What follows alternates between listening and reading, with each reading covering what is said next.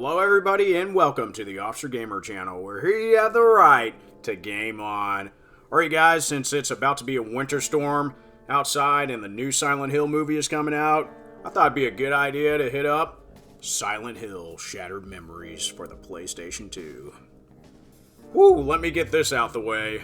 This game is, I think, the most expensive game I own. I think it's on the same price as House of the Dead for Sega Saturn, which I own. But I know for a fact this game is over $400. Super rare game. I picked this up years ago at GameStop for nickels on the dime. But anyway, is this game worth the 400 plus price tag? Well, let's find out.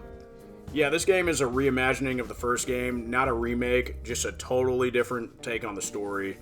The game starts off with a psychology warning, or psychological warning, whatever, which I admit started to get me on edge, and I was excited to play it. And you meet up with a psychiatrist that starts to ask personal questions about yourself.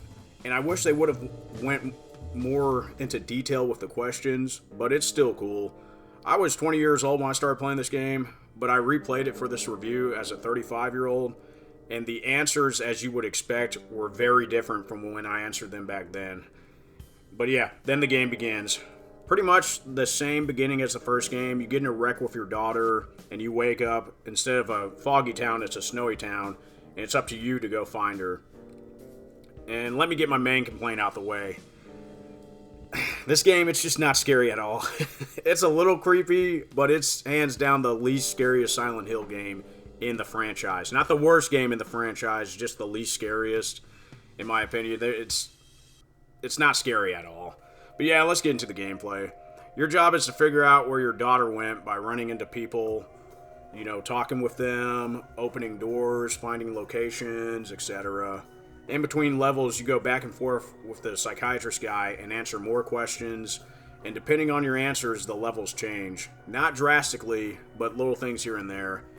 And I don't want to spoil it, but the game, it really doesn't play you like it says in the beginning, but little things happen here and there, and there's different endings, and you see it in the gameplay. I mean, it's just play the game. I mean, I don't want to spoil it, but yeah, you solve puzzles which aren't bad, and you mainly use your phone for maps or to know where to go, or call numbers that lead you to clues on where to go or what to do, and you have notes you can collect too that you can read through them. And then out of nowhere, you're just walking around, boom, the frozen nightmare world appears, and these purple monsters that look like villains the Power Rangers would fight start running after you.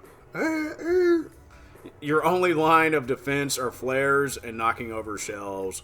Yep, all you do is run, run, run until you eventually find an exit. There is zero combat in this game whatsoever, and they jump on top of you and you gotta shake them off. And the darker the screen gets, the closer you're going to get to 6 feet under. And then if that happens, you have to start again from the checkpoint.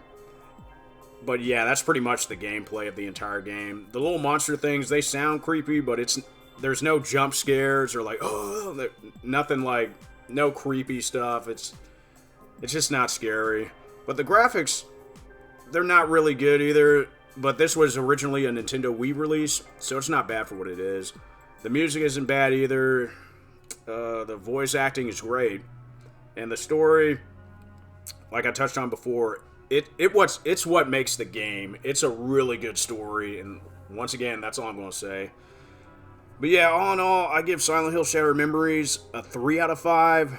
It's okay. Definitely not worth the $400+ price, and the Wii version goes for about $100. But still, the better alternative is the Wii version, because it actually speaks through the controller and all that stuff when you're on the phone, and it makes it a little bit more creepier. But yeah, definitely getting a ticket for wrecking out in the snow during a weather state of emergency. God, I gotta work this weekend in this storm. Wish me luck, guys. But alright, quick tease for next video. It's the month of love coming up, so it's a game that has a special place in my heart for being the first PlayStation 2 game I've ever played. Alright, thanks for watching. God bless you guys, and be safe, and always watch your six. Peace.